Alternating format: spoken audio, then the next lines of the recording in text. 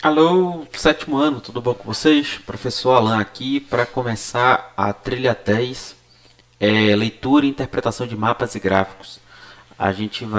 Nessa unidade, a gente vai aprofundar um pouco mais a forma como nós lemos mapas e gráficos, que eu acho que é uma habilidade fundamental para os estudos de geografia, não só para o estudo de geografia, né, mas para os estudos, para a compreensão da nossa realidade. A gente geralmente se debate com gráficos, com mapas que estão explicando, por exemplo, o tamanho da população, o impacto de determinadas políticas, o número de pessoas em determinada região, migrações, movimentos, dinâmicas populacionais e tal.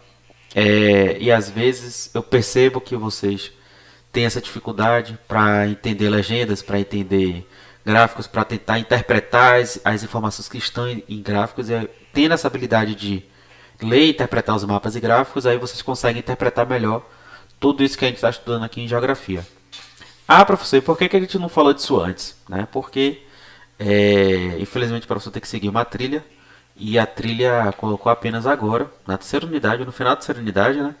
Esse assunto para vocês. Mas antes tarde do que nunca, né? Vocês estão no sétimo ano ainda vão ter aí mais alguns anos de geografia e de escola para trabalhar, então vamos, vamos que vamos nessa. Nessa primeira aula, eu já passei para vocês lá no Zap. Vocês vão ler esse primeiro ponto aqui, o ponto um e o ponto 2. Eu vou falar um pouco mais sobre esse gráfico também, daqui a pouquinho, quando chegar no ponto da aula. Mas eu quero que vocês leiam em casa, vocês aí leiam o ponto um e o ponto 2, certo? Essa é a atividade de hoje, apenas essa leitura e assistir esse vídeo daqui. Bom, vamos lá para a apresentação. Como eu já falei, né, gráficos e mapas são fundamentais para o estudo de geografia, porque os gráficos eles apresentam dados e os mapas eles apresentam os dados dentro dados naturais, físicos ou geográficos, históricos, sociais. Eles apresentam esses dados de uma maneira rápida para a gente, né? De uma maneira, como é que eu posso dizer assim, esteticamente fácil de serem compreendidos, mas que a gente precisa entender como é que eles funcionam. E é nessa trilha que a gente vai aprender isso, né? Analisar seus detalhes e conseguir extrair deles um máximo de informações e dados para compreender a nossa realidade, certo? Então vamos lá, gente. Primeiro a gente vai falar de mapas, né? E mapas aqui, bem tranquilo. Acho que mapas você já não tem tanta dificuldade assim de compreender. Mas vamos lá, parte por parte, para ajudar todo mundo aí a entender como é que os mapas em geografia funcionam, certo? Aqui, gente, a gente está vendo um mapa de densidade demográfica. E a densidade demográfica tem a ver com o número de pessoas que ocupam o mesmo quilômetro quadrado do país. Quanto mais pessoas concentradas em um mesmo espaço, mais escuro vai estar o mapa. Quanto menos pessoas, mais claro vai estar o mapa. E aí, assim, do que é formado o mapa? Primeiramente, o título. E aí, gente, entra aquela coisa que todo mundo fala, todo professor fala com vocês. Tem que prestar atenção, tem que ler, entender e prestar atenção do que está se tratando, tanto a questão quanto o mapa. E aí o título é muito importante para isso, né? Você lê o título, você já sabe do que o mapa vai tratar. Isso vai te ajudar a, quando for olhar o mapa efetivamente, você vai entender do que ele está falando. Você vai entender do que ele está tratando ali, certo? E aí, assim, ter atenção ao título é fundamental e ter atenção à legenda também vai ser fundamental. Opa, desculpa. Geralmente, gente, as legendas elas funcionam de modo que os maiores valores eles vão ser representados com a cor mais escura e os menores valores vão ser representados com a cor mais clara. Geralmente funciona assim. Mas se você não quiser ser pego de surpresa, é melhor você prestar atenção também na legenda. E o que é a legenda, né? É o significado dos símbolos e cores no mapa. Por exemplo, a gente vai ver aqui o mapa do Brasil. O mapa do Brasil tá desse jeito aí, com essas cores, com esse bando de marrom aí, certo? A gente não tá vendo a divisão entre os estados, a gente não tá vendo a o Brasil na sua forma política ou na sua forma natural. A gente não está vendo o Brasil, a foto do Brasil no planeta Terra ao vivo. A gente está vendo o Brasil representado com essas cores aí. O que essas cores significam? Ele só pintou porque ficou bonito pintar desse jeito, né? Não. Ele pintou desse jeito por quê? Porque cada cor dessa dentro do mapa do Brasil tem um significado. E onde é que está o significado disso? Está aqui, ó, na legenda. E como é que eu vou saber o que significa essas informações aqui na legenda? Lendo o título. O título fala o quê? Densidade demográfica. Número de pessoas que ocupam o mesmo quilômetro quadrado. Ou seja, ele está tratando aqui de concentração populacional. Não é número de pessoas, é concentração populacional. E aí, você vem aqui para a legenda e olha. Mais de 100 habitantes por quilômetro quadrado. Certo? E aí você olha aqui, ó. Todo canto que tiver com esse pontinho marrom mais escuro, ó. São Paulo é assim. As capitais do Nordeste são assim. Certo? A gente tem aqui Manaus também, né? Boa Vista também é assim. A região sul, ela é bastante densa em termos de pessoas. Então, todos os pontos que tiverem com essa corzinha mais... com esse marrom mais escuro, significa que essas regiões têm mais de 100 pessoas por quilômetro quadrado. Por outro lado, as regiões aqui que são mais brancas, vocês percebem que ela tem menos de uma pessoa por quilômetro quadrado, ocupando essas regiões aqui. Essa região daqui do interior do país, interior de Mato Grosso, próxima de Tocantins, próxima do Rio Amazonas, certo? Então, assim, a legenda ela ajuda a gente a localizar determinadas informações dentro do mapa do Brasil. Dentro do mapa, aqui no caso a gente está falando do mapa do Brasil, né? Então é muito importante vocês articularem título com legenda e encontrar as informações do mapa. E a partir daí a gente vai interpretando as ideias. Por que que o litoral tem muito mais gente do que no interior? Porque historicamente as maiores cidades foram formadas no litoral. Isso aí tem a ver com a nossa colonização. O Brasil era um país que exportava coisas para fora, exporta ainda, né, muitas coisas para a Europa e para os Estados Unidos, para a China também. Então, as maiores cidades se formaram em torno dos maiores portos que também se encontram no litoral do país. E é isso que explica essa densidade demográfica aqui no litoral e uma densidade baixa no interior. Vocês percebem? Então, como o título e a legenda ajudam a gente a interpretar o mapa e entender que informação extrair dele, vamos lá para as outras informações que a gente acha também no mapa, né? Escala, que é relativamente importante, né? Às vezes a gente vai falar um pouco sobre isso, mas o que é a escala, né? É a relação matemática entre as distâncias no mapa e as distâncias reais. Quando vocês vierem aqui para a escala, eu não estou conseguindo enxergar exatamente quanto é que tem aqui, mas eu vou procurar um outro mapa aqui rapidinho. Não, depois eu procuro esse mapa. Mas vocês podem perceber no cantinho do mapa, geralmente nesse cantinho esquerdo aqui inferior, vai estar escrita a escala. E a escala significa o quê? Vocês medem ali com uma régua, um centímetro, dentro do mapa. 1 centímetro aqui, vocês medem com a régua no mapa. Cada centímetro vai ser equivalente a tantos mil quilômetros de distância real no mapa do Brasil. Que obviamente, né, gente, o mapa ele pega um território que é muito grande e tenta diminuir ele para que a gente possa ver ele numa folha de papel. Mas ele está representando um território real. Então a escala ele ajuda a gente a entender qual é a relação entre a distância que está nesse mapa que a gente está utilizando aqui e a distância real que está no Brasil. Tá dando para entender? E aí isso pode ser importante também para que a gente perceba, ó, esse território aqui da Bahia ele tem tantos quilômetros. E aí você pode perceber isso medindo com a régua e fazendo a relação com a distância real que está aqui na escala. Geralmente ele funciona assim, você tem deixa eu escrever aqui.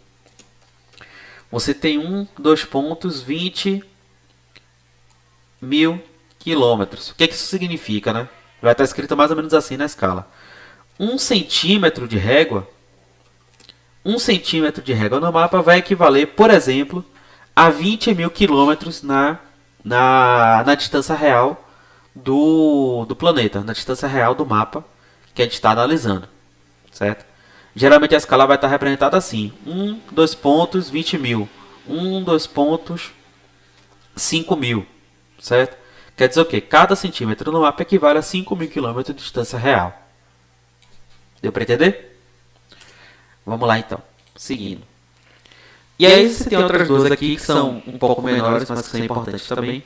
Orientação é a indicação do mapa dos pontos cardeais, né? Quer dizer, ele vai indicar para a gente onde é que fica o norte, para que a gente saiba onde é que fica o leste, o oeste e o sul. E aí para que serve isso, né? Para que a gente possa localizar fronteiras, limites, o que há em cada lado do mapa, para que a gente possa falar, por exemplo, assim, Bahia. Se eu perguntasse para vocês o que é que tem ao sul da Bahia, vocês iam saber, por exemplo, que era para olhar aqui para baixo. Por quê? Porque a orientação do mapa ela está apontando norte, o norte é para cá, certo? Aqui em cima é o norte, aqui embaixo é o sul, aqui é o oeste e aqui é o leste. Então, se eu perguntasse para vocês qual o estado que faz fronteira ao sul da Bahia, vocês iam olhar aqui para baixo. Bahia, para baixo da Bahia você tem Minas Gerais e Espírito Santo, certo? Se eu fosse falar com vocês, qual é o estado que faz fronteira da Bahia com o leste? Tocantins. Pronto, você já olha aqui logo, Tocantins e Goiás, certo? Goiás, Distrito Federal. Porque então a orientação serve para isso, para que a gente saiba para que lado que o mapa está apontando e para que a gente possa localizar o restante dos pontos cardeais. Beleza? E por fim a projeção, que é a técnica cartográfica utilizada no mapa. São essas aqui, ó, gente, a projeção do mapa.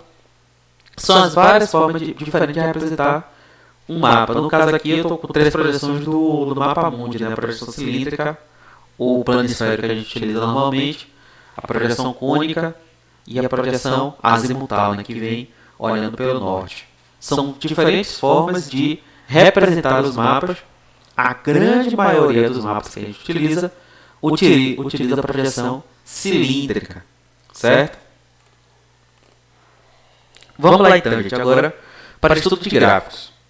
Se os mapas eles são fundamentais para apresentar para a gente como determinado dado ele se apresenta no mapa, o estudo de gráficos, por sua vez, eles nos ajudam a entender as dinâmicas ou os movimentos relacionados a determinados dados do nosso planeta, da nossa realidade. Por exemplo, aqui, gente, eu trouxe 2 gráficos, um gráfico de linha e um gráfico de barras.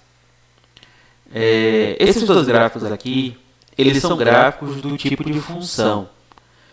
Eu acho que o professor Jefferson já deve ter falado com vocês sobre funções cartesianas. Se não falou, vocês vão estudar isso em breve. O que são funções cartesianas? É uma forma da gente apresentar determinados dados, determinados cálculos, no formato de gráfico, no sentido que um eixo ele vai representar um conjunto de informações e outro eixo ele vai representar um outro conjunto de informações. E aí, cruzando os dois, nós temos o dado completo. Por exemplo, aqui, esse gráfico em linha. Ele também vai ter um título, geralmente. Se ele não tiver um título no próprio gráfico, ele vai ter um título no texto anterior, certo? Que vai dizer do que aquele gráfico está se tratando. E aqui a gente vai ter, de um lado, um número de pessoas em milhões, certo? 50 milhões, 100 milhões, 150, 200, 250 milhões. E aqui embaixo nós teremos os anos, o período. E qual é o título do gráfico? É um gráfico de população. Então, quando a gente junta os dois dados, a gente vai chegando na informação que a gente quer. Por exemplo, em 1890, 1872, segundo o gráfico aqui, a gente tinha, sei lá, bem menos de 50 milhões de pessoas. A gente só chegou em 50 milhões de pessoas, gente, ó, em 1960, certo? Foi quando nós chegamos a pouco mais de 50 milhões de pessoas. Então, vamos colocar aqui que em 1950 a gente chegou em 50 milhões de pessoas, certo? E a cada 10 anos, vocês percebem aqui ó, que o número de pessoas ela vai aumentando até chegar. Vamos ficar aqui com o 2000, né, que 2020 está como estimativa. chegando aqui no ano 2000, por volta de 170, 180 milhões de pessoas. Ah, professor, como é que você chegou nessa informação aí de 180? Não tem no gráfico. Mas assim, a gente sabe que no ano 2000, o gráfico ele ficou entre 200 e 150 milhões de pessoas. Então a gente pode falar aí qualquer número entre 160 e 200 milhões de pessoas é uma estimativa correta. Por quê? Porque o gráfico ele está colocando para a gente que em um determinado ano a população ela ficou nesse intervalo aqui, certo? E em 2020 a estimativa é que ela supere os 200 milhões de pessoas. E de fato, nossa população já superou 200 milhões de pessoas. Vivemos hoje com uma população de 216 milhões de pessoas, segundo o PNAD de 2017. A gente não tem dados mais atualizados sobre a população. Mas vocês percebem como é que funciona o gráfico em linha. A gente junta a informação do ano com a informação da população. Junta a informação do ano com a informação da população para chegar num dado completo sobre quantas pessoas vamos ter no Brasil em determinado período. Mas além disso, a gente também vai ver a gente vai poder acompanhar em um gráfico desse as tendências da população, certo? Por exemplo, aqui a gente vê que houve uma tendência de crescimento. E aí analisar por que a população brasileira cresceu tanto de 1872, o primeiro censo que o Brasil fez, até 2020. A gente pode colocar várias coisas aqui. Melhoria da qualidade de vida, acesso à alimentação, acesso à saúde, expectativa de vida maior. Vários desses elementos, a tecnologia que melhorou muito a vida das pessoas. Tudo isso, vários elementos, contribuem para essa tendência de crescimento da população, certo? Bom, e aqui, gente, a gente vê o mesmo gráfico, certo? A mesma informação aqui desse gráfico em linha, só que no formato de base é a mesma coisa, certo? Em 1940. E aqui fica até mais claro para a gente ver, né? Que a gente vê a linha, a barra até onde chega, que a gente tem informação correta, né? E de quantas pessoas a gente vai ter em cada ano. E aí aqui, por exemplo, em 1940 a gente vai ver que o ano, o eixo de baixo, e aqui em cima o eixo do número de pessoas por milhão. A gente vai, por exemplo, em 1940, que o Brasil chegou a 40,7 pessoas, que a gente pode também verificar aqui, né? Ó, 1940 ficou bem pertinho de 50, mas não chegou a 50. Então vocês percebem que os gráficos eles falam da mesma coisa. Em 1950 a gente teve 51,9 pessoas e por aí vai. Aqui também a gente percebe a tendência de crescimento. Quanto maior a barra, maior o número de pessoas. E aí a gente pode interpretar por que a população brasileira cresceu nesse período. Certo? E é muito importante analisar o seguinte, ó. Apesar de a gente poder acompanhar a tendência, cada valor ele é independente em si, certo? É um valor cumulativo, certo? As pessoas de 40 não morreram todas em 50 e nasceram novas em 50, na década de 50, né? É um valor cumulativo. A gente pode acompanhar a tendência de crescimento, mas cada valor desse é independente entre si, certo? Cada valor desse é independente entre si. Por que eu estou falando isso? Que a gente vai passar aqui para esse outro tipo de gráfico, que é o gráfico em pizza. Esse gráfico em pizza aqui, ele representa um universo inteiro dividido por uma determinada informação que eu quero analisar. E aí, nesse caso aqui, se um aumenta, o outro diminui. É por isso que a gente chama de gráfico em pizza, certo? É pensar no seguinte, se você, que eu tô ligado que você deve adorar pizza, deve comer um bocado. Se você come 4 fatias de pizza, alguém vai ficar sem fatia. Certo? A gente tem uma pizza lá, família, sei lá, de 8 pedaços. E aí você come 4, sozinho, né? O resto da família toda vai ter que dividir os outros 4. Por quê? Porque a pizza é um inteiro. E cada fatia é uma parte da pizza. Se você come 2, 3 pizzas, acabou a pizza. Então assim, Quando a gente fala de um gráfico em pizza, a gente fala da mesma coisa. A pizza inteira representa 100% de alguma informação. No caso, população brasileira, certo? E as fatias da pizza representam as fatias da informação que a gente quer analisar. No caso aqui, a porcentagem de população em cada região do país. Então aqui, por exemplo, a gente vê Sudeste tem 42% da população, a região mais populosa do país. Região Nordeste, a segunda, com 28% da população. O Sul com 15%, Norte com 8% e Centro-Oeste com 7%. Porém, isso daqui é um dado de um período. Eu acho, se eu não me engano, esse dado aqui é de 2010.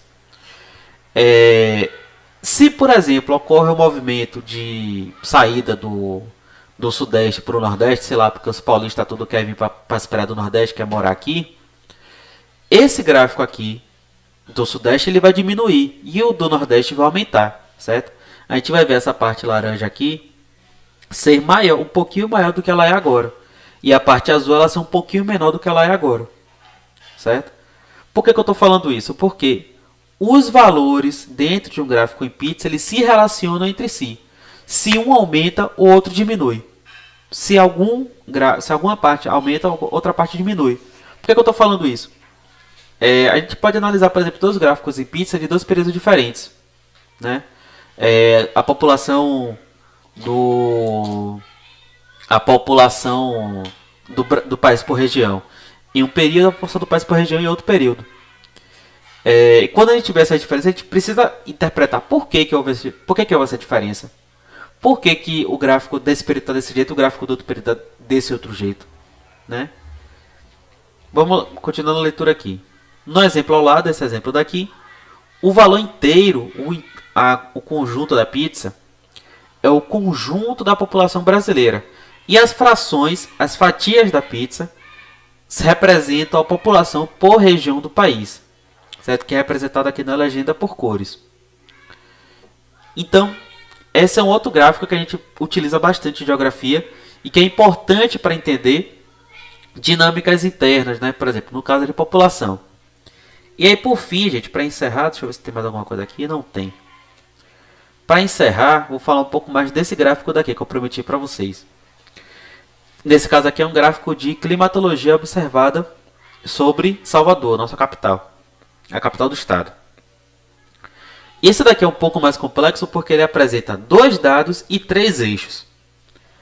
O primeiro dado aqui é a precipitação. Precipitação é chuva, né? Cada barra dessa aqui representa uma quantidade de precipitação. As linhas verde e vermelha representam as temperaturas, a temperatura mínima e a temperatura máxima. E os eixos quais são? O eixo de precipitação, que vocês vão ver nas barras. O eixo de período, certo? Que aqui a gente vai ser... Gráfico de precipitação são gráficos anuais, então a gente vai de janeiro a dezembro. E aqui do lado o gráfico de temperatura. E aqui embaixo a gente vê a legenda, né? As barras azuis representam as chuvas. A linha verde representa a temperatura mínima. E a linha vermelha representa a temperatura máxima. Então assim, gente... Nesse gráfico daqui é importante a gente ter atenção sobre o que a legenda está pedindo da gente, o que a legenda está apresentando para a gente e qual informação eu tiro de cada figura. Por exemplo, se a barra azul representa a precipitação, então se eu quiser saber de chuva, eu não vou olhar a linha vermelha, eu vou olhar a barra azul, certo? Eu vou saber, por exemplo, que em abril a gente teve uma precipitação de 240 milímetros, ou seja, choveu bastante em Salvador em abril. Geralmente chove bastante em abril. Diferente de dezembro. Em dezembro a gente teve uma precipitação mínima de quê? De pouco mais de 60 milímetros no mês de dezembro. E aí no caso da temperatura eu vou analisar aqui a linha verde. Eu vou saber aqui que a temperatura mínima ela oscilou, mas ela se manteve próxima dos 23 graus. No mínimo, a temperatura mínima de Salvador foi 20 graus. A temperatura máxima por outro lado, ela permaneceu próxima dos 31 graus, em média por mês, chegando no seu mais baixo ponto aqui na época do inverno, em 27, 26 graus, certo? Então, por que eu estou falando desse gráfico? Né? Porque ele apresenta muita informação de uma vez e às vezes a gente fica confuso. Então, qual é a pegada aqui para interpretar ele? Olha a legenda, certo? Olha a legenda. E aí, olhando a legenda, você vai saber, ó, esse gráfico aqui, eu vou juntar precipitação com mês, e as linhas eu vou juntar o mês com a temperatura, certo? É isso, gente. O vídeo ficou bem grande. Eu espero que tenha esclarecido mais do que confundido vocês. Um abraço a todos e todas. Façam as atividades. Qualquer dúvida eu tô por aqui. Até mais. Tchau.